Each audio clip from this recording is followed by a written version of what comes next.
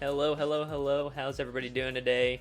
Looks like we only got a few viewers, but that's all right. It's still a little bit before 6, and I think we'll see maybe a few more people trickle in. Happy Thursday evening, as I like to tell my girlfriend. It's basically Friday. It's basically Friday. I mean, all of your Thursday obligations are over. You might as well consider it Friday. Friday's a good day, and it's almost the weekend, so we've almost made it. And thanks for tuning in to the stream today. This should hopefully be some good content. I'll have it, even if there's not a big turnout here, I'm not too worried about it because we will be putting it on YouTube for people to reference in the future. Looks like we got Mike in the chat. Hey, Mike, good to see you.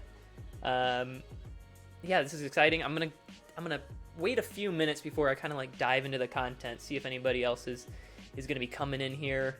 Make sure everybody's kind of able to follow from the beginning because I think this will be a pretty good little, hopefully not lecture. Hopefully more of just kind of a fun discussion about the basics of men's gymnastics scoring and kind of the basics of the rules. So, I think in the meantime, let's just check out a little bit of a recap of the last week of gymnastics. Quite a few meets here. Let's switch the view. Yeah, quite a few meets this last weekend that we've seen. And some of them I was able to broadcast. They were virtual meets, and they were really fun to watch. Some of them were not virtual meets or were streamed over BTN Plus, so I couldn't quite stream those ones. But we got Ohio State and Navy. Ohio State 397.2, Navy a little bit behind at 382. Both teams did really solid in that competition. Ohio State looking a little bit more rough than the week before, but I think that they're going to be pulling it back together here. Then we also streamed Army versus Oklahoma, finishing 375.1, 413.4, sorry. For Oklahoma, it was a huge meet for Oklahoma's routines, and it was a really fun meet to watch. For everybody coming in, welcome to the stream. I'm going to get started on the kind of the core content of this in just a minute. I'm going to let people kind of flow in first. So we're going over a little recap of this last week's men's gymnastics. We had Georgia United at Northern Illinois. Unfortunately, didn't get to watch this one. We had Iowa, Minnesota. This seemed like a pretty exciting meet. Unfortunately, I think one of the last meets for both Iowa and Minnesota against each other. We got Mike Burns here in the chat. I actually didn't get a chance to watch this one. It was at the same time as the Arizona State Cal meet that I was streaming as well. So, I'm sure that was a great meet to be at in person.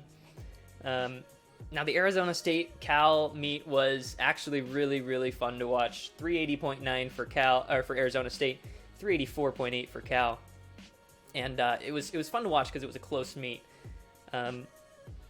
Quite a few of the other meets that we've been watching have been pretty big differentials. This one was close all the way to the end. Cal kind of pulled away from the beginning a little bit, but Arizona State was right there at their heels the entire time, kind of threatening to take that victory from them. And then Sunday, Illinois versus Penn State, very, very close competition. 399.15 for Illinois. Ultimately, Penn State walked away with the victory. 399.3. That was another in-person meet streamed on BTN. So unfortunately, I wasn't able to cover it. I would have loved to stream that meet. I think that would have been absolutely awesome. And unfortunately, I'm a little biased here, but unfortunately, Illinois did not take the victory after leading, I think, through most of the meet. So, yeah, really exciting stuff. And if we look to week 4, which is this next weekend, we got a few meets coming up here. This Northern Illinois versus UIC meet, I'm not sure if that's actually still happening this weekend. I don't think it is, but I'm not 100% sure. The Army versus Cal Vertius meet, I will be streaming right here on the stream. 5 p.m. Eastern, 4 p.m. Central. And I'll be starting up, about 15 minutes early. And then we got Minnesota at Ohio State. That should be a really good competition as well. Nebraska at Penn State, another really good one. I think both of those are on BTN Plus, or BTN, but I'll let Mike at least weigh in for the Minnesota stream there about where that is. So just some general updates on the stream. Thanks everybody for all your support the last couple weeks streaming the meets. Thanks for tuning in today. This is something I'd actually really like to kind of get going, is maybe a weekly just general stream, a little more casual of a stream. and I think that it could kind of take form in a couple different formats, right? We could do something more educational like we're going to do today, but I could also see this kind of being potentially, having some interviews with people, talking to other people in the community, some analysis of meets that have gone on, that kind of thing. I think there's a lot of opportunity for this kind of format. So I think I did leave a poll below, kind of in my about section near the donate button, asking if there's a specific evening that if I were to do this regularly on kind of a weekly basis, which evening would you be most interested in? I know people's schedules are super busy, so I'm definitely mindful of that. Yeah, what else before we get started? So I think the only other thing to point out is thanks to everyone who has donated in previous streams, I've been able to pick up some new equipment for the setup. I got a green screen behind me, which allows me to do some cool views like this. Got a couple other things that are really cool that I think we'll see featured in this stream as well. So I'm very excited about that, and it's good to kind of up the production quality a little bit for you guys. Cool. So I think we're going to go ahead and get started, and once again, this will be on YouTube afterwards as well for anybody who misses it, or if you have to leave the stream.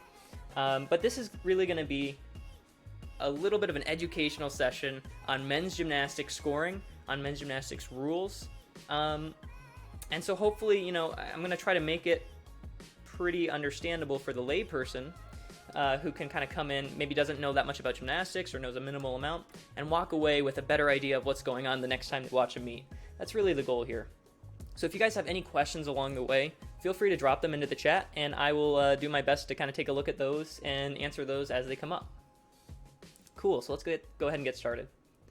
So I think the first thing that's pretty important to just highlight with the sport in general is that there are a few different governing bodies, and when we talk about rules have to come from somewhere, and so they really come from these governing bodies, and kind of knowing what that structure looks like helps us understand how the rules kind of trickle down through different levels of gymnastics.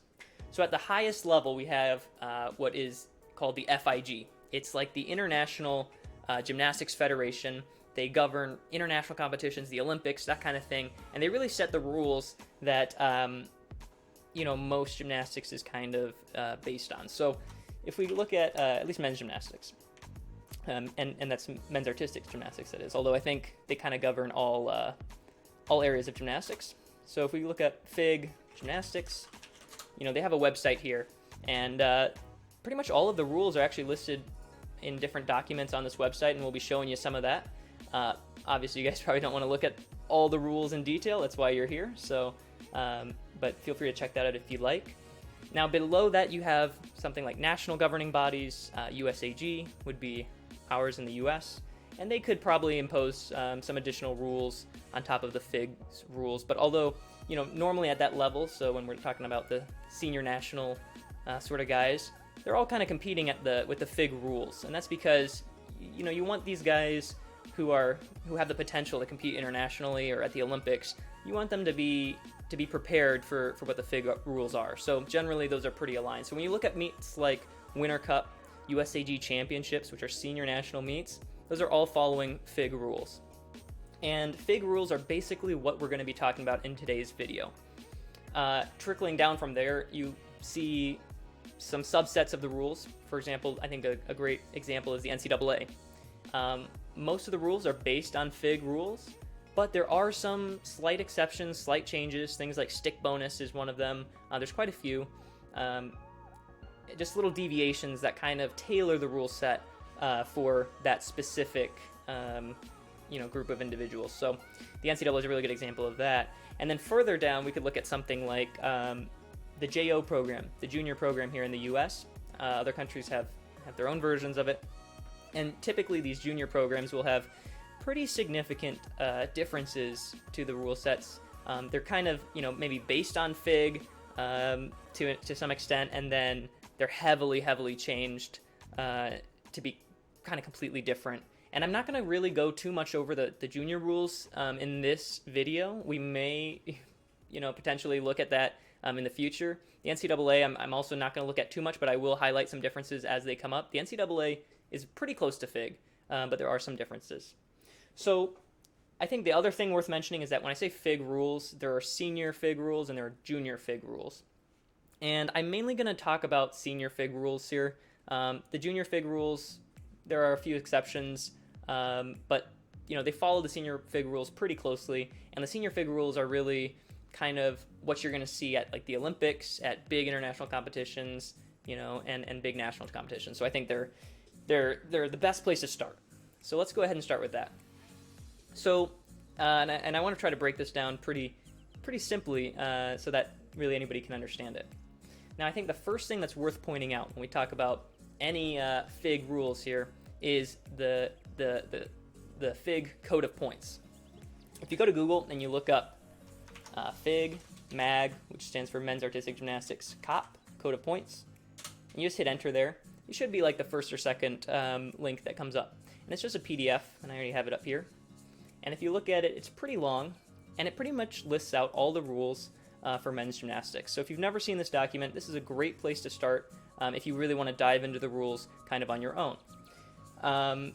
Now, that being said, there's quite a bit to it, and reading it line by line is a little bit tedious. So we're going to be covering some of the major points here on the stream. The other thing that's kind of important to note, though, is that there are also these boxes, if we get down to them, that contain, all the skills and their values.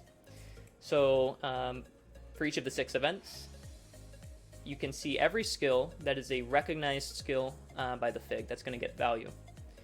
And we're going to come back to this and kind of dissect how this works and what we're looking like here a little bit in a little bit. But before we begin, I think we just got to even break it down even further and talk about kind of what you're seeing when you watch a gymnastics routine, right? Because a routine is made up of a series of elements, which we typically call skills or elements.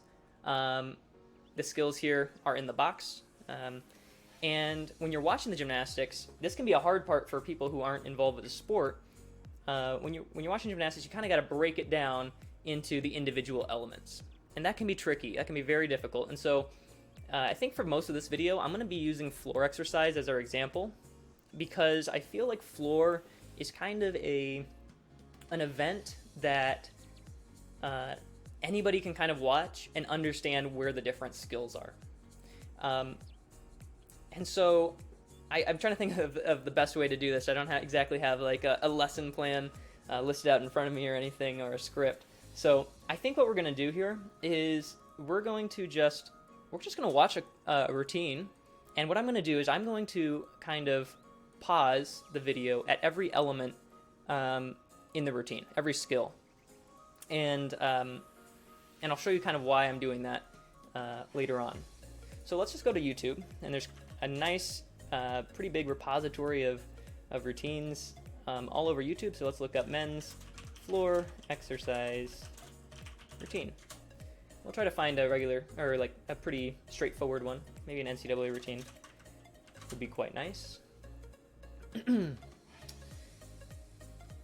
Okay, Alex Diab. This should be pretty good. So what I'm going to do here is we're just going to watch this routine, and we're gonna stop it pretty much every time that a skill happens, or maybe a series of skills, and I'm going to kind of break it down. And then we're going to kind of cross-reference with our code of points and see how we find skills in the code of points.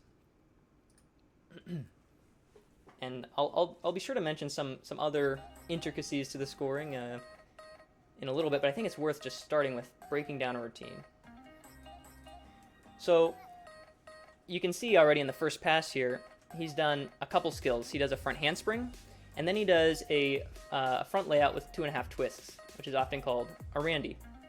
So if you were to want to know what the values of these skills are, and they're pretty easily identifiable on floor exercise, that's why I chose it, we can go over to our code of points and try to find these skills. Now, the important thing to note is that each event has different groupings of skills that kind of classify them into different categories. So on floor exercise, the 4 element groups, as they're called, The first one is non-acrobatic elements. So these are things that you would do on the floor, like a press to handstand, that you're not flipping, you're not twisting, anything like that.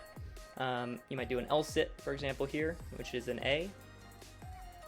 And then the second element group is what we're going to be looking for here. It's the front tumbling element group. So things like a front handspring, or a front salto, or front layout, something like that is going to be here. So if we look here, we can actually see our front handspring is right here, element group, or the box 7, and it's an A value skill. So if you're not familiar with the values of the skills, they each have a letter value, and those letter values go up in increments of 1/10. So an A is worth 1/10, a B is worth 2, and that goes up to an H, which is 8/10. So when we looked at Alex Diab's routine there, he started off with a front handspring, which is an A, and then he goes to a front layout with 2.5 twists, often called a Randy. So we can just kind of look through the code of points here, and you can see there's nice images that describe the skill and some text alongside. So right here, box number 41, we see that it's, and let me make this a little bit bigger just in case you guys can't see, salto forward stretched with 5 half twists, or 2.5 twists, right? And this is an E value, right? So you can kind of see as you go along here, you're able to kind of break it down skill by skill and find that skill in the code of points to find its value. So let's look at the next pass. He goes round off, back handspring, back double layout. So one more time, he goes, let me just try to go slowly here. He goes round off, back handspring, and double layout. So the same way we can break that down, we just got to be able to kind of identify those skills skill by skill. So a round off actually isn't a listed skill in the FIG code of points, but a back handspring is, and that brings us to element group 3, which is the back tumbling element group. So any back saltos, back handsprings, that kind of thing, they're in element group 3. So you can see something basic like a back layout, back salto stretched here. But what we're looking for is a back handspring first, which you can probably guess already, even if you're new to any of this. If a front handspring's an A, back handspring also an A here. And then we're looking for a back double layout. So I see a double pike here. We must be getting close. Typically they tend to have similar skills next to each other, although I don't see it. And this can be a real, tricky thing sometimes, is finding the skill in here. And here it is, double salto backwards stretched, and it's a D value. So that's we can kind of take note of that and continue on the routine. I'll go a little bit faster through some of the next ones because I think you kind of get the idea. So we have a front handspring, punch double full, punch full. Now one thing that you might be thinking is, okay, well that's great. If I know what he's doing, then I can look it up in the code of points. I can find the value. But I have a really hard time, especially in this case, knowing what he's doing. I watched the video and I have no idea what he's doing. It takes a little bit of practice, but you can always watch the video, slow it down, kind of go frame by frame, count the twists. 1, 2, and then punch, and he goes single twist. And these things, you just get better as you watch them. It takes a little bit of practice. So once again, front element group, that's group 2 on floor. And he does a front double twist, or a layout with a double twist. So we need to go to group 2. We're in group 2 now. Well, we found the salto with the single twist. That's a C value. And then the salto with the double twist, D value. So I'm not going to go through the rest of the routine, actually. We can watch it. But I just kind of want to start with breaking down these routines into skills. And that's all that routines are. Any event, floor, pommel horse, rings. Well, vault's a little bit different, but we'll cover that. P-bars, high bar.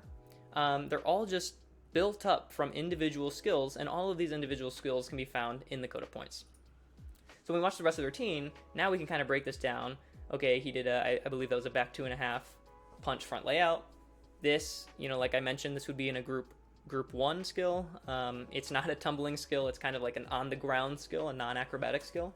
That would be a group 1. And if you were to go through this routine, it might take you a little while, but you can stop the video on every skill, go to the code of points, hunt for that skill, and eventually you'd be able to write all the skills out with their value just from watching it, right? And so that's like the first step towards watching gymnastics, is really understanding, okay, we can break it down skill by skill.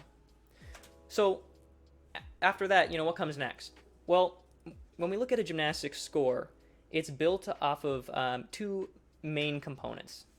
So I think I'm going to actually go to Verdius here, and they have a great just sort of backlog of meets that you can look at. So let's look at Army versus Penn State. Ooh, I think they might have.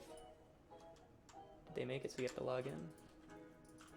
I think I do have a login here, so let's just see if I can get to that. They might be doing some work on it. Oh, but we don't have the scores. Okay, well, that's okay. Basically, every score consists of two parts, and we call it the D score and we call it the E score. Now, the D score is your difficulty. So just like I said previously, each skill has a difficulty value associated with it. And essentially, we're going to add up the value of skills to get to our D score. There's a little bit more to it than that, but we're going to cover that in a second. The E score stands for execution, the execution score. So as the gymnasts are doing their gymnastics, they're not going to do it perfectly, right? Ideally on floor exercise, we want to do our passes stick, no step. We want to be perfectly tight in the air, and we want to do everything kind of perfectly. And there is a definition of what's perfect, and we'll talk about that a little bit later as well. Mike says there's a score sheet found on Road to Nationals, so let's go ahead and find that. Week 3, let's look at the Minnesota meet, since we got Mike here. Can we see the score sheet? Oh, PDF. Oh, this is perfect. Nice. So this is what a score sheet looks like, kind of an official score sheet. So if we look at here, the first guy, let's just look at Colton D here on floor exercise. So we see his D score is a 5.3. His E score, now in this case, there's a couple judges, right? So they might come up with different execution scores, and that's okay. Typically, we kind of average the two. So in this case, 7.9 and 8.1 averaged together, that would be 8.0. But it's important to note that the D score is kind of built up from your skills. You add the difficulty together, and then you get that value. The E score, the execution score, starts at 10.0. So if you do a perfect routine with no deductions, then you're going to have a 10.0 E score. Doesn't really ever happen, but theoretically you can. And deductions are taken off of that score. So it looks like if the average was an 8.0 for the E score on Colton, then the judges found on average 2 points of deduction. Okay? And you get your final score by adding these two scores together. So we have a 5.3 plus the average here, which is an 8.0. You get a 13.3 final score. Okay? And we're gonna kind of break down these components and figure out how we get to this score. Because I think you don't have to understand it at a judge's level, but I think if you understand kind of the basics of what goes into that, when you start seeing these scores, they start to make a little bit more sense. There's a little bit more context there. So let's start with the difficulty score and how we actually get to this exact value. We learned that each skill has its own value that's assigned, and that we can find it using this code of points. But there are some restrictions on how we add up that D score, and some other requirements that the gymnast needs to achieve to get a really high D score. So the first thing to note is that routines are built off of the highest value 10 elements. Okay, so you'll notice in a floor routine there might be more than 10 elements, right? Because they might do a bunch of front handsprings, a bunch of back handsprings. They might be doing L-sits, presses, splits, whatever it is. but only the top 10 value skills count. Okay, so you really want to make those ones count.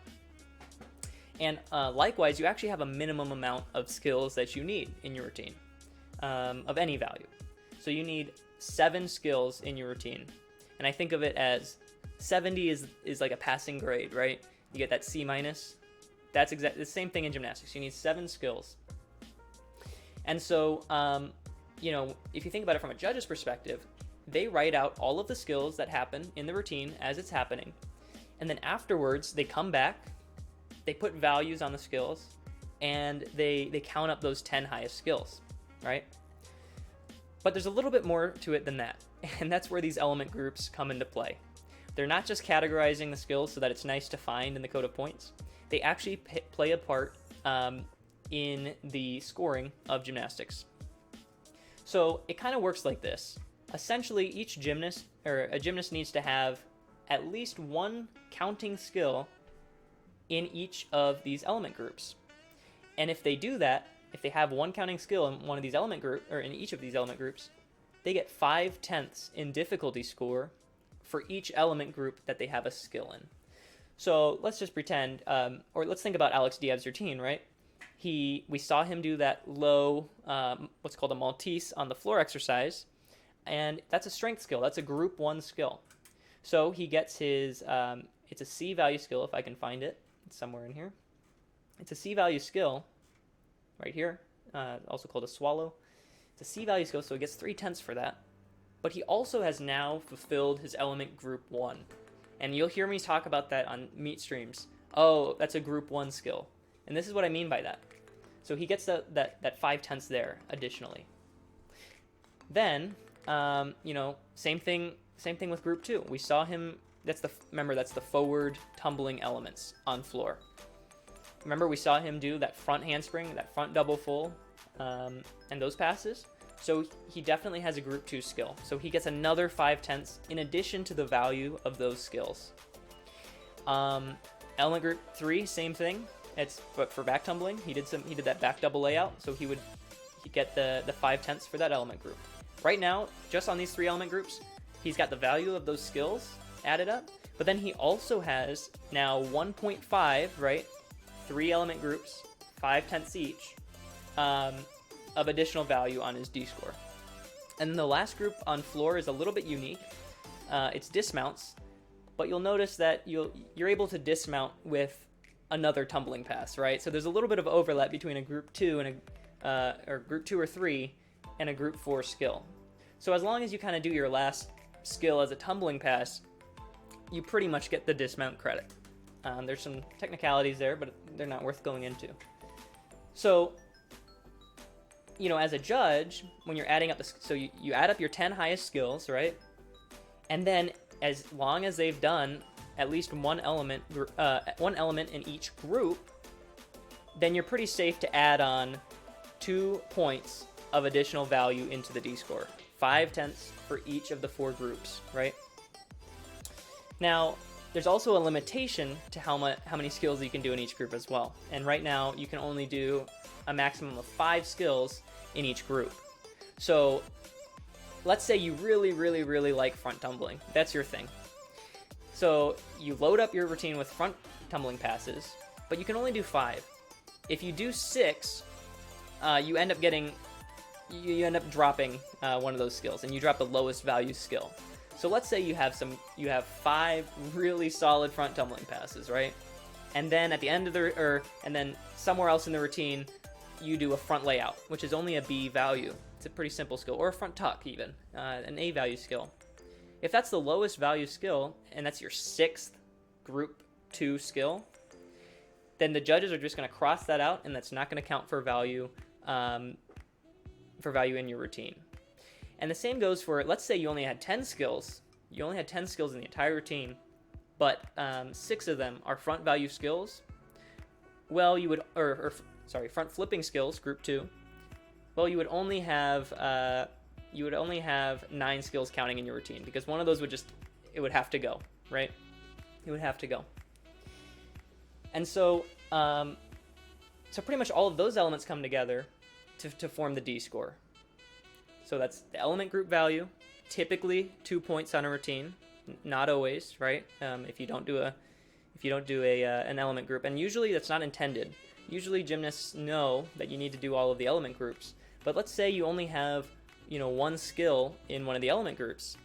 If something goes wrong and you don't get credit on it, you could be in the danger zone, right? You could be a little worried there because you're going to lose the value of that skill. And then if you don't have another skill to get that group back, you're going to lose 5/10 in addition to the value of the skill. So you have to be really careful about making sure that your element groups are kind of secure and that you're actually getting credit for all 4 of your element groups. Now, it's not just floor. Every event has different element groups. But they tend to be kind of groupings of skills that are similar, right? And I won't go through all of the events now. It might be worth me going into individual events in more detail in later streams. But for now, just know that these groups are kind of groupings of similar types of skills, and that you need to try to get all of these groups to get your credit. And I'll do some actually like some kind of slow judging examples maybe at the end of the stream so that you really kind of understand how this works in practice. Okay, great. So that's most of the core components of the D score, of the difficulty score. But there are some other like smaller nuances to it as well. So there are some small bonuses that you can get on certain events, floor being one of them. So one of them that we talk about a lot is the connection pass bonus. And so if you do certain skills connected together and there's certain value, then you're able to get a connection bonus, and it's usually 1 or 2/10, not too big. There's also bonuses on a high bar. I think those are the two main ones where there are additional bonuses, and those little values, as you get those, will also add to your difficulty score, right? So in the NCAA, there's also stick bonus, and that would generally be added to your difficulty score as well. Sometimes it's considered its own column or its own value. Just kind of depends how you're keeping track. Cool. Let me take a sip of water real quick because it's a lot of talking. Any questions so far on the difficulty score? Feel free to leave them in the comments. I will be doing a little bit, it's like some examples on this, just so that it's really clear. But we can kind of go on to execution here, and execution is a little bit tricky to talk about if you just kind of want to dumb it down to kind of the casual viewer perspective, and that's just because there's so many types of skills and so many deductions to look out for. But basically, if you come down to the basics of the E-score and the deductions that you can take on these routines, they boil down to 4 different deduction types. You have a small deduction, and that's 1/10 off. So you would subtract 1/10 from your E-score. So small deductions are things like, for example, a small step on a landing, and that's defined as about the size of your foot or smaller, that kind of step. Small hop, same sort of thing. Generally in skills where you need to keep your legs straight, small knee bend could be a 1/10 deduction.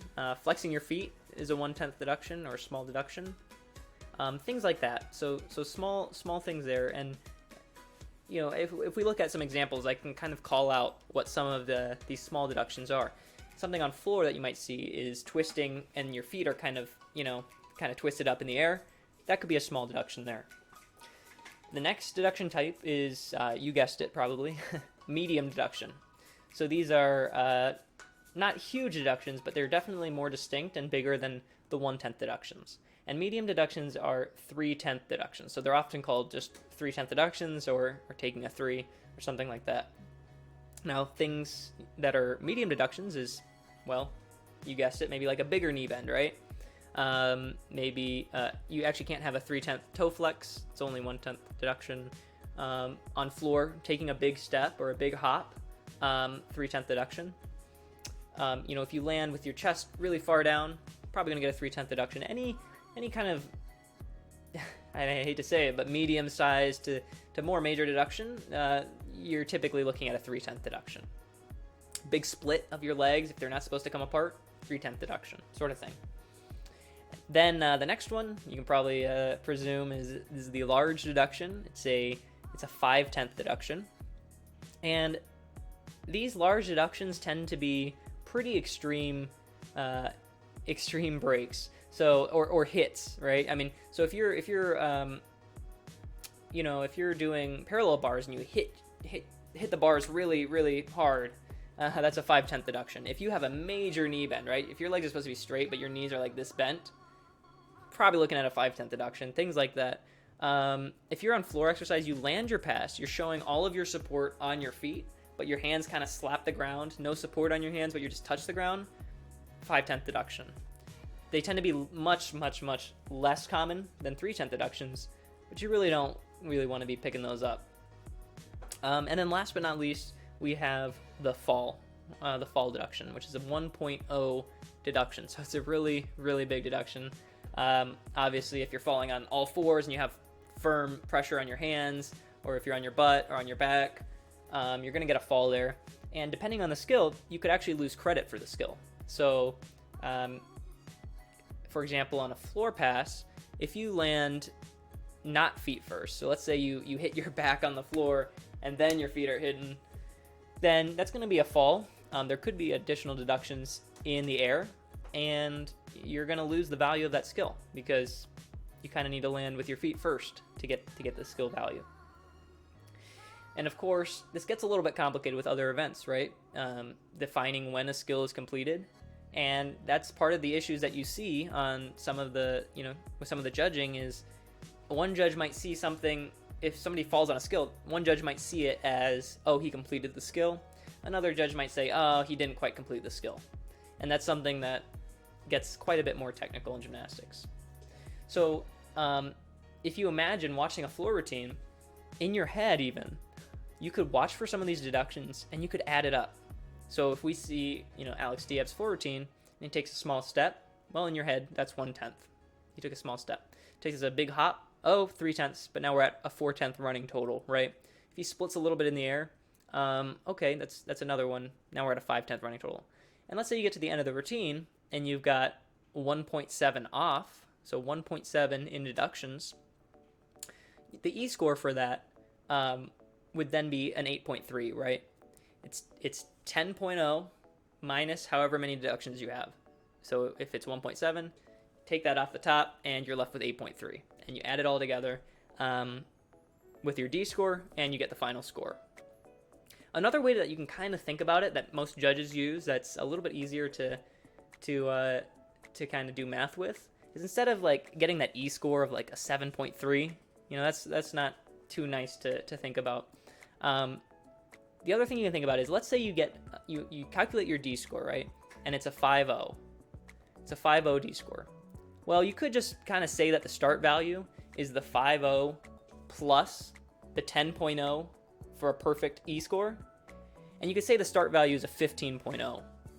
Then, from the 15.0, deduct your deductions, and you'll get to the same number. It's just a little bit different order of the math. But it just kind of makes a little more sense sometimes. Let's see. I'm trying to think of some other components because when we look at just the very basics, that's kind of, I know there's a lot more to it than that, but that's kind of it on a low level, right? You have your 10 highest values parts. You got to make sure that you're hitting all of these element groups to get those 5/10 element group. I don't want to say bonus, but 5/10 element group values into your D-score, and you're trying to do your gymnastics as clean as possible to minimize your deductions. So let's look at that score sheet real quick, and we can kind of just with that information, we can kind of infer some stuff about how this meet went for these guys, even though I actually, I didn't really quite watch it. So let's look at floor exercise, and we can see that there's different values for D-scores and E-scores for everybody. It looks like our higher difficulty routines, Garrett and Mike, 5.5, or we can think of it as a 15.5 start value. Basically, that's saying, hey, if he does this routine perfectly, he's going to get a 15.5. If he has no deductions, he's going to get a 15.5, right? But what we can see is it looks like Garrett didn't have the cleanest routine. His E-scores aren't the highest. You know, what you really want as a gymnast is you want an E-score in the 9s, right? I mean, that would be great. That means that you have less than a point or less in deductions. Means that it was really clean. That's kind of what you're looking for. Routines with E-scores in the 8s, pretty decent too, but just not the best. When you start to get into the 7s and lower, you start to kind of ask yourself, okay, well, where are deductions? Let's minimize some of those deductions. It might be that you had a fall. It might be that you have a bunch of 3/10 deductions. But we can see here that even though Garrett has quite a high D score, because he has a little bit of lower E scores, his final score ends up suffering a bit. But when we look at, say, Danny, he's got a pretty significantly lower D score. It's an easier routine by, 8/10. And he was a bit cleaner, right? 8.2, 8.1, decent amount cleaner than Garrett. But in this case, it just wasn't clean enough to outweigh the difference in the D score, because he ends up being 0.2 behind Garrett. So there's always a little bit of a balance when you're a gymnast. You want to do difficult skills because you want to get that advantage in the D score, but you also want to do them cleanly so that you can end up scoring the highest. So it looks like here Mike Moran ended up scoring the highest, and it's really just it looks like Colton scored the highest, and it's really just a balance of that D score and that E score coming together. So if we look at Iowa here, let's see how they did. We have a couple higher scores, and this is kind of what you're looking for, I'd say, ideally. Stuart Brown, 5.2, so maybe not as hard as some of those 5.5 routines. And remember, 3/10 difference is only 3/10. I mean, it's only 3/10, right? So if you think about the skills, they might be doing some just a couple, 1 or 2 lower value skills. But Stuart here looks like he made it work for him, right? A 9.0 and an 8.8 on E score. I mean, that's great. That's very clean. That means that one judge had a point of deductions, and one judge had 1.2 on deductions, and he ended up with a pretty great score here in the 14s. I mean, we could keep looking at some of these scores, but I think you kind of start to see the picture here of how both the D score and the E score really contribute to the total score of the routine, and how, from the gymnast perspective, you need to balance those two things. So I'm not sure what happened here on pommel horse for Addison Chung, but this is kind of what you really don't want as a gymnast or as a coach. His start value here is a 3.9, which is pretty low. I'm guessing that there are some falls and that he didn't get credit on a few of his skills. And I'm guessing that there's falls because when we look at the E score, it's down pretty low in the 5s. So I'm guessing he fell quite a few times, and that's where things really compound, right?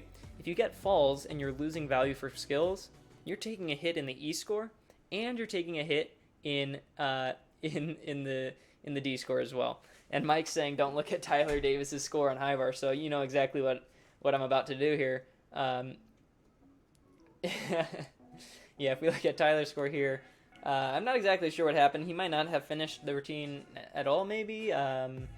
Typically, when you see E scores this low, it's because they didn't have enough parts, so maybe he lost value on part. I didn't see this routine, so hard to say, but you want to avoid that kind of thing. So I'm trying to think of the best way to kind of drive home some of these points here. And let's not forget that there are plenty of other aspects as well to judging and to the scoring and the rules. And when I say rules, I'm talking more about the scoring rules here. There are certain things that need to be done in a floor routine, for example, a double flipping skill, but those are a little bit more event specific. But I think just the fundamental idea of you need 10 skills, they need to be in these different element groups, and you can't have too many in a single element group. That's kind of, and of course, doing the routine cleanly, that's kind of the core like concept here. So I think what we're going to do is I'm going to kind of show you a difficulty score calculation on a couple routines maybe. And And I think that might help kind of solidify some of these concepts in general, like on an actual application basis. So I have actually, I've set up this pretty cool thing on the screen here. This is what I call my judging screen. I'm pretty excited about this. Using some of your guys' donations, thank you so much, by the way. I bought a little, like a drawing tablet input thing.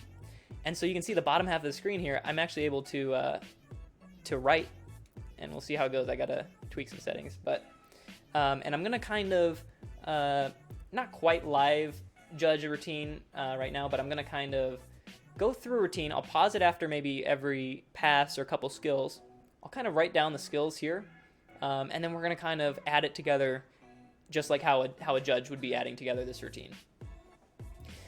Okay, so let's see.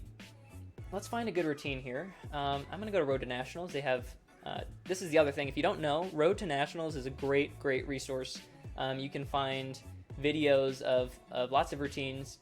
I think they really encourage the coaches to post things. Let's see. Let's look at an Oklahoma routine. I hope they have something up.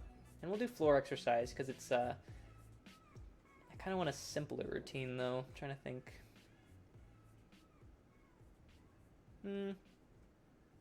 Okay, let's just go with Morgan here. Not sure if it's a simpler routine or not. And I'm gonna try to I'm gonna pause it after every pass, and we're gonna kind of write down the skills. And judges use what's called symbols, which are basically little, symbols for each skill. But I'll kind of walk you through it.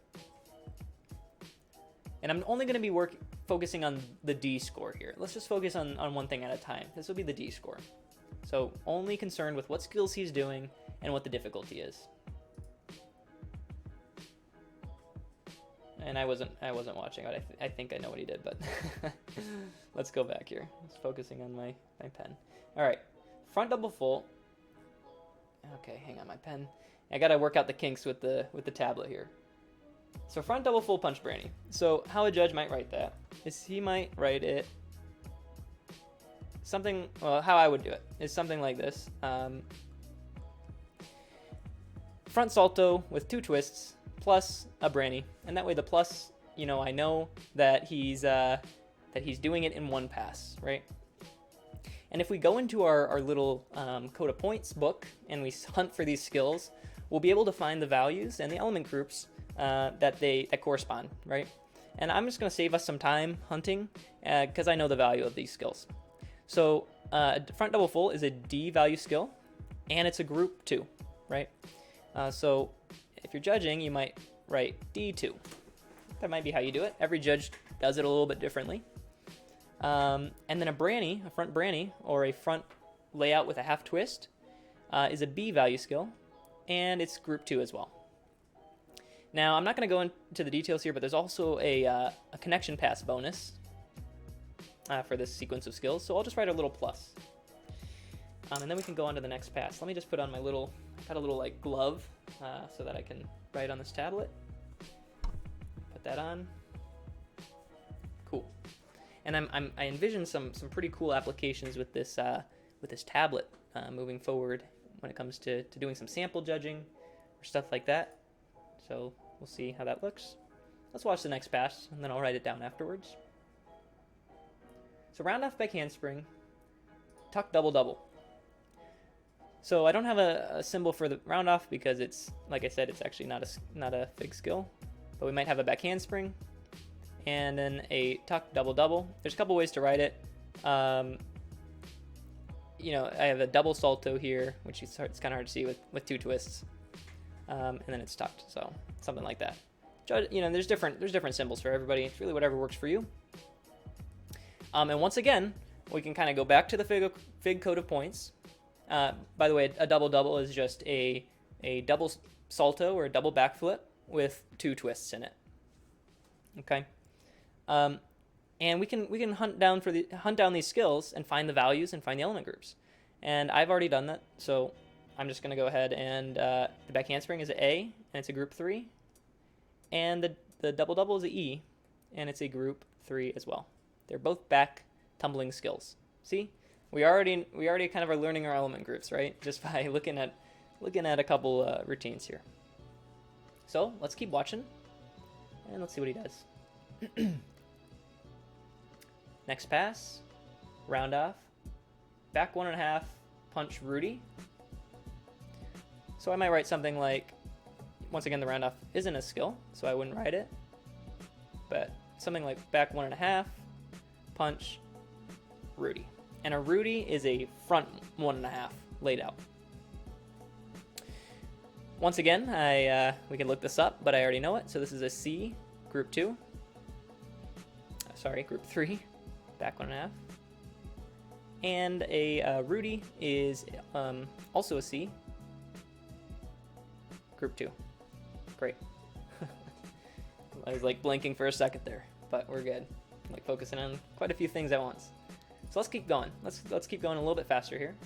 Looks like he's doing a little bit of a side pass here, or a non-acrobatic sequence. So he's doing a press handstand, and while he's going, I'll just write it, and I know it's a B, and it's group 1, right? Because group 1 is our non-acrobatic skills.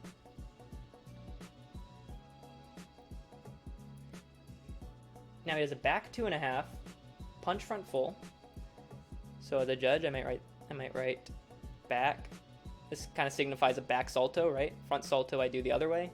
Back salto, back 2.5, punch, and then he did a front full. Oh no, wait, did he do a front full? I think he did.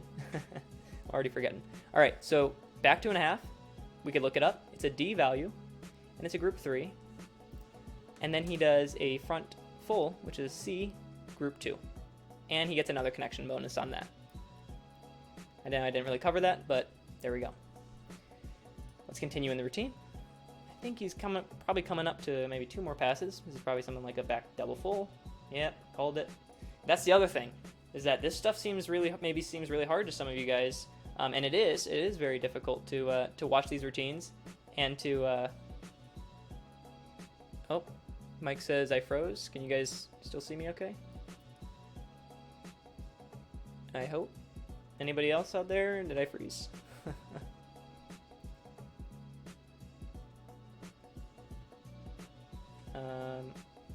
Maybe I'll tell him to try. Okay, it said, yeah, Mike,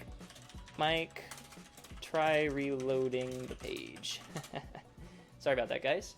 All right, what did he just do? He did a back double full. All right, I'll walk through this a little faster. I know I'm going kind of slow. I kind of keep pushing buttons on this pen, which stops it. I gotta learn how to use the pen. That's a C, and that's a group 3. And what I was saying is that, this stuff is very difficult to do, and it's relatively quick for me because I've just done a lot of practice. That's really all it takes. Is when you're judging, it's really you got to practice yourself. So it looks like he's going into his last pass here. I'm guessing it's probably like a round off back handspring, back triple full, and that's the thing. You start to kind of see the same routines. It's not. It's an Arabian. It's an Arabian. Let's see. It's Arabian double tuck half out. Don't want to watch that SpaceX video. So I might do something like Arabian double tuck half. Everybody has their symbols. This is kind of a long one, so I don't know. This is probably not the best one. But it's also the dismount, so works out okay. And that's a D value skill. And in this case, it's our group 4 because it's his dismount. Okay, so we get to the end of the routine like this, and the first thing I kind of do as a judge is I count up the skills, right? So let's see, we've got 1, 2, 3, 4, 5, 6, 7, 8, 9, 10, 11. 11. So remember what the magic number is. 10 skills counting in the routine. So I kind of immediately go in here and we'll go ahead and get rid of the lowest value skill. Yeah, so there's a comment here. Technically not an Arabian anymore, though, right? Yeah, it's merged. They kind of merged some of these skills together. So, it's technically in the same box as like a half and F out, I believe. But I still call it an Arabian because it's done with kind of an Arabian style there, where he kind of does that first half into the flip, and then does the almost like a double front half out. So I'm going to go ahead and cross this out, and we're left with 10 skills. Now the next thing I would do is check to make sure that he has all of his element groups. So group 1, is that accounted for? Yep, he did that press handstand, right? And it's got that B value skill. Group 2, we can see his first pass has some group 2s. Group 3, we can see he's got a couple group 3s in there, and he does have a dismount. The other thing that I never mentioned before is that for FIG rules, your dismount needs, for you to get that 5/10 group value, your dismount needs to be a D value dismount. In NCAA, you will get partial credit for a B or C value dismount. But since we're talking about FIG rules here, you need that D value. So the next thing that I would do here is just make sure that he doesn't have too many of a single group. If once again, you can have a maximum of 5 elements in a single group. So let's look. Group 2, he has 1, 2, 3 over here, 4. So he's safe. His group 1, we know for sure he only has 1, and his group 3, we have 1, 2, 3. So we're looking pretty solid there. A lot of times, when I'm judging, I probably won't write the element group next to the value, just because it takes a little bit of time. But what I do is I kind of do a visual scan of the routine, and I've just kind of done enough judging that I know when something looks a little off, like when somebody's done quite a few of a single type of skill, and then I'll count those up just to make sure. Because in this routine, for example, you wouldn't really need to count up the group 1s, because you kind of just have a mental note that he's only got 1. So from this point, we're kind of all set to calculate our G-score. We have our 10 skills. We know that the element groups are all satisfied. So let's go ahead and do that. So once again, each value corresponds to, or each letter value corresponds to a point value, a number of tenths. So a D is 4/10. The connection bonus here is 1/10. This B is 2/10. This E is 5/10. C is 3/10. 3, 2, 4, 1, 3, 3, 4, right? Let's add all these together. 4, 5, 6, 7, 8, 9, 10, 15, 16, 17, 18, 19, 20, 24, 25, 26, 27, 28, 29, 30, 31, 32, 33, 34, 35, I believe, if I didn't mess that up. 35. So that's our kind of our raw difficulty value, right? But it's not quite our D-score yet, because we need to add in the element group value as well. Well, he has all 4 element groups. Each one is 5/10. So he gets 2.0 value added as well. And all in all, we can add this up, and his D-score is 5.5, or we can think of it as a start value of 15.5, right? So if we had our deductions, here written out, from this point, we could then go and add our deductions up, and then subtract it from this 15.5 to get our final score. So let me see something real quick. I'm still navigating this drawing software that I use here for these routines. I kind of want to go back through and just look at the E-score on the same routine so we can get a final score. Maybe we can compare what the actual judges got and see if we're in the ballpark or not. I'm just trying to get rid of these values on the bottom screen here. Let's see. I think I know what I gotta do. Gotta do that. Get rid of these. Perfect. This will leave some room for our for our E-score.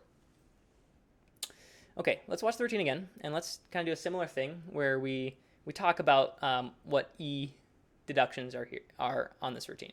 And my disclaimer here is that the D-score is an objective score. The D-score, there's one right answer for the most part. The E-score is subjective. The deductions are subjective. So as I go through here, I might be missing some deductions. There might be some deductions that other people wouldn't agree with. That's why we have judges, and that's why we have multiple judges on the events, because nobody's perfect. I can't catch everything. And I'm also trying to do it on this video, so might miss some. So let's see. Front double full, very clean, and his Branny was also pretty clean too. We'll see that coming out of the double full, his legs might be a little separated here. I don't even know if I would really catch that in person. And then a couple hops there. Probably just something like two small deductions on the pass. Oh, I got to change my brush back. Maybe 3 if you're mean. Let's try 2. Let's go with 2. We're going to judge nice. All right, second pass.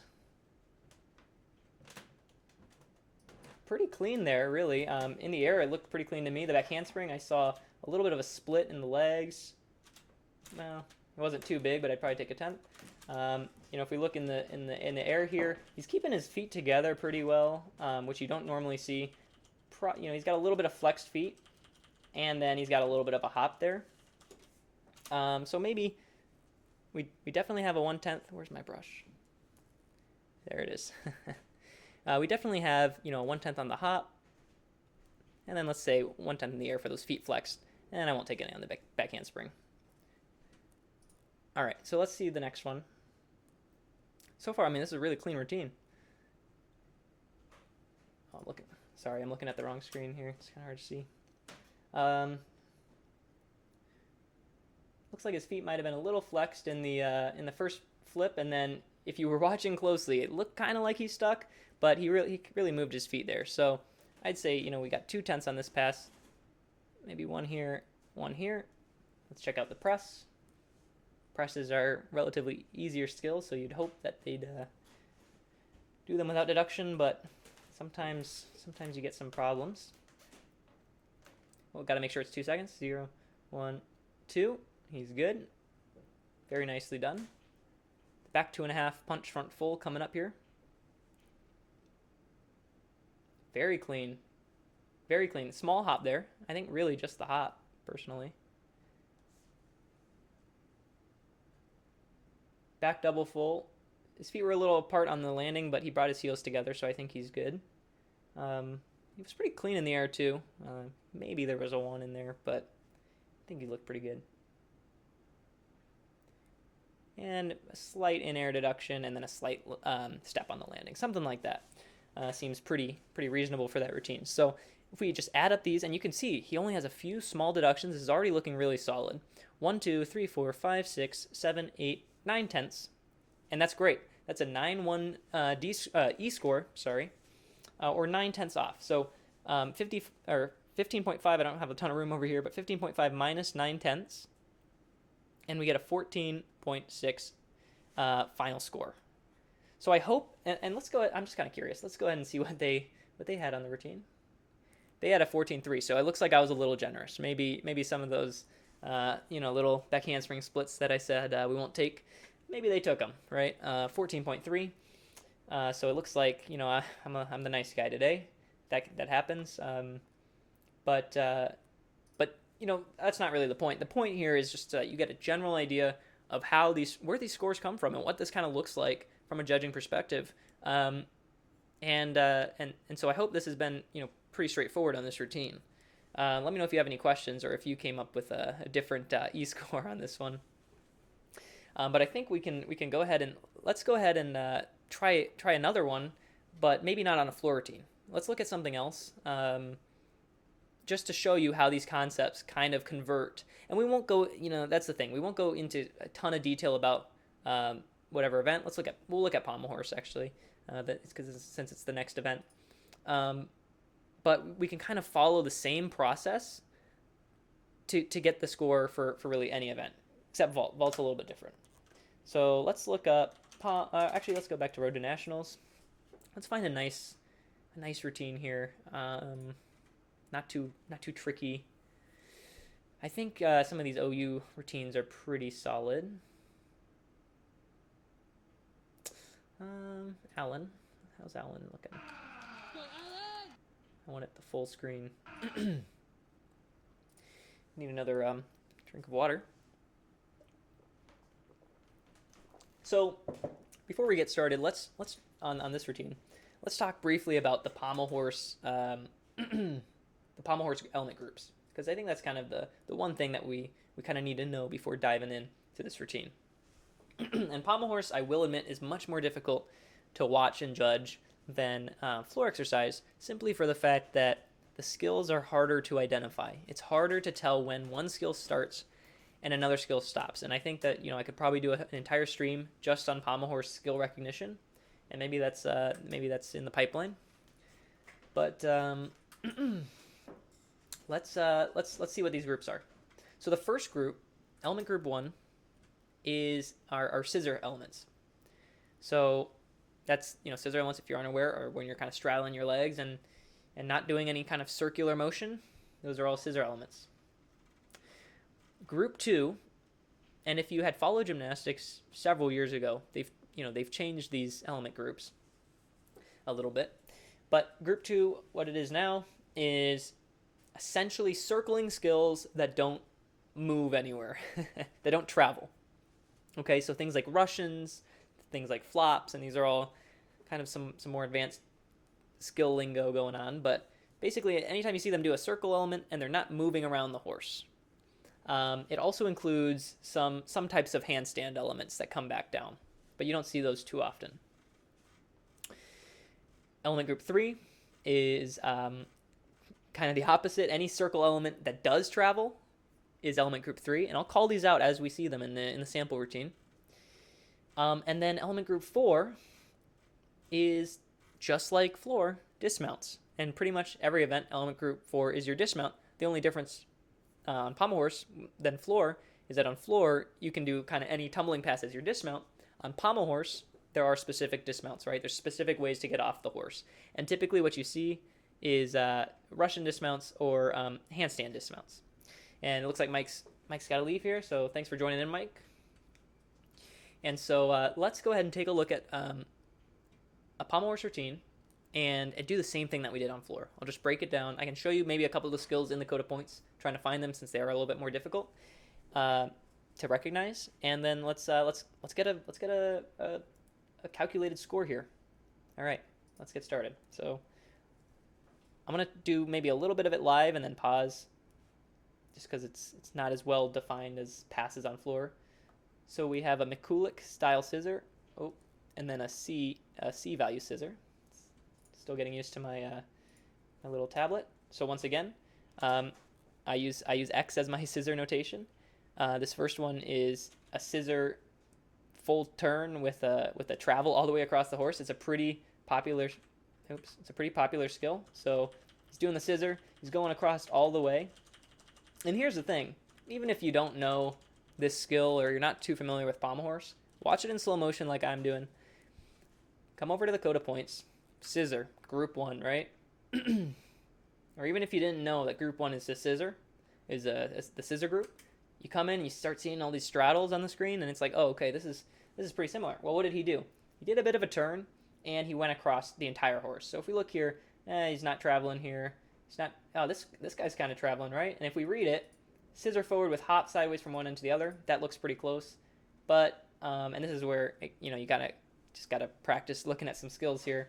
But he did a bit of a scissor full, which is a turn of the legs.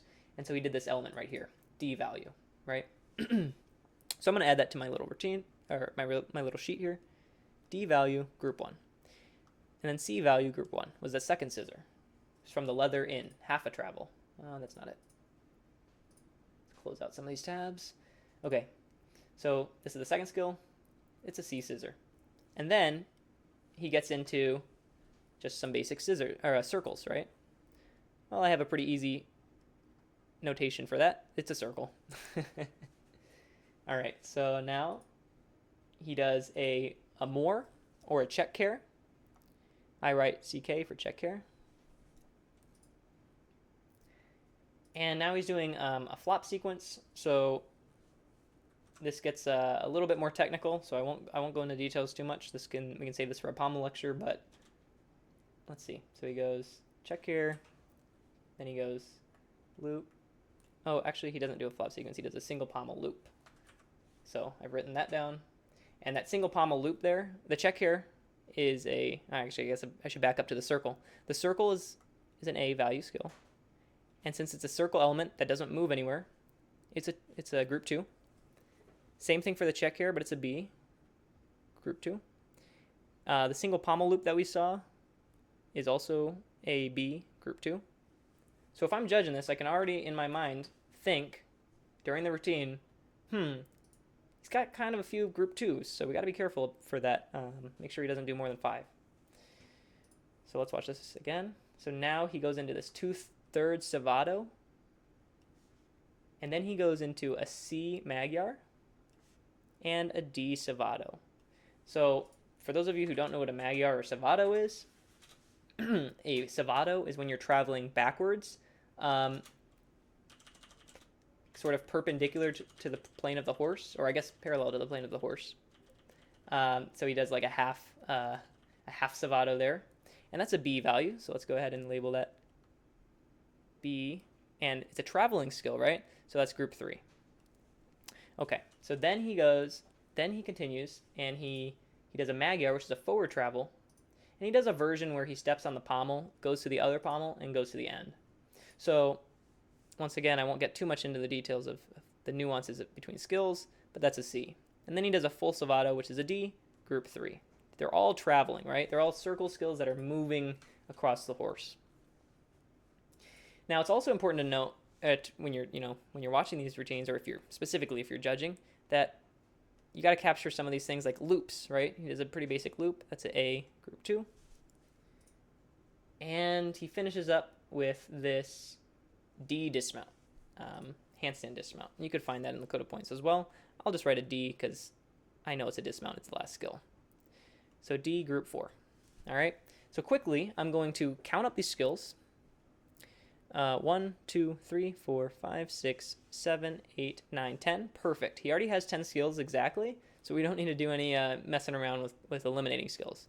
Let's check the groups. Group 1, he's got it. Did the scissors in the beginning of the routine. Group 2, yep, he's got a few of those. Group 3, he's good. Group 4, we're good. Now, just quickly, let's make sure he didn't do more than 5 skills in a group. Group 2, we have 1, 2, 3, 4. Group 3, 1, 2, 3. Awesome. Now let's add up the value of the skills. So I mean, he has all his element groups and he's looking good. So one way that I like to do this to speed things up is I like to kind of look at what he has a lot of skills in and do a little multiplication in my head. So he has let's say he has 3 Ds. 3 times 4 is 12, right? 12 tenths. 12 plus 3. 15, 16, 17, 18, 19, 20, 21, 22, 23, 24, 25, 26. So his total value is 2.6. And we know he has all his element groups, so 2.0. Great. 5 tenths per element group, right? 4.6. Awesome. So his start value here is a 14.6. Real quick, let's go ahead and watch the routine again, and I'm going to just comment some deductions. Once again, they're not necessarily all the deductions, or I might miss some, might take some that people wouldn't agree with, but let's see. So on the scissor, he's if we look at it, we really want those hips extended, and we want to keep the legs straight. So you see a little bit of the bending of the knee here in the front. You see his hips aren't quite all the way open there. His legs get into a good height. And then he kind of hits the horse in the front there. So let's just go ahead and say 1, 1, 1, 3 smallish deductions. Let's watch the C scissor. Pretty. Let's watch that again. Sorry. Pretty similar to the first one. Maybe I have 2 tenths on that one. So 2 tenths. In the circle, things that you want to look for is an extended body. He might have some piking action, potentially. And that would be a deduction. But he doesn't. Looks pretty good. The check here looks pretty good. His single pommel circle, I don't know. There might have been a tenth there if he was a little piked. It was kind of borderline. You need your hands on the leather to be like straight. If they're not, that's a skew. So I think he's got at least one skew here, and it's a small skew, so it's not too bad. He has a little bit of a pike as he's coming over to this pommel, and this is where pommel horse judging gets pretty difficult because there's just a lot going on. It's going really fast. Normally you'd be doing this in real time. He had a little bit of a skew in that back loop, so let's go ahead and take one there. So he had a little bit of a pike in that loop there. Let's take that. And the dismount's supposed to swing up. He had a little bit of strength. He had a little bit of some leg issues in the beginning, and then his body was not in the best position. So maybe 3 or 4 on the dismount. Let's just call it 3. We'll be nice today. So once again, pretty easy. Pretty nice routine. No 3/10 deductions. That's great. By the way, if we did have a 3/10 deduction, we would just write 3 instead of 1. And if you're curious, typically for how judges do it, if there's a point deduction, to differentiate from a 1/10, you would do a 1 with a circle around it.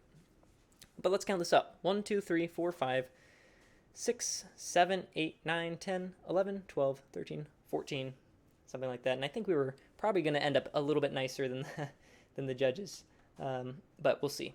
So 14.6, 1.3. We do a little bit of math here. 13.3. And that's our final score, right?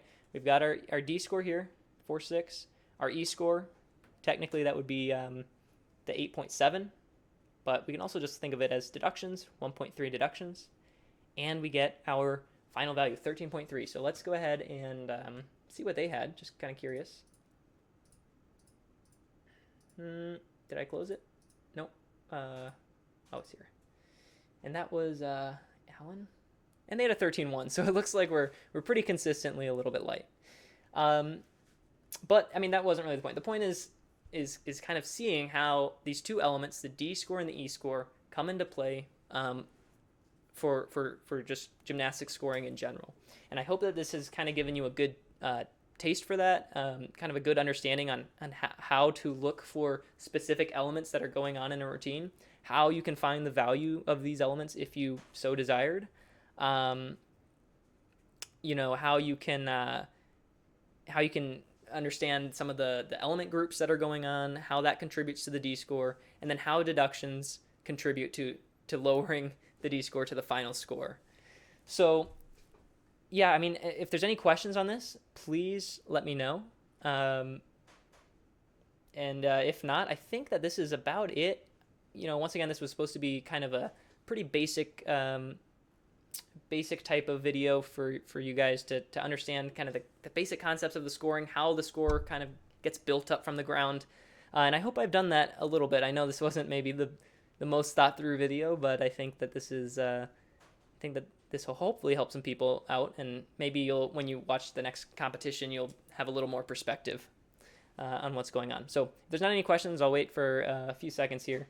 But if not, we'll kind of close out here. Thanks so much for coming to the stream, and I hope this has been helpful. This will be on YouTube later in case you wanna check it out there. And thanks so much, guys.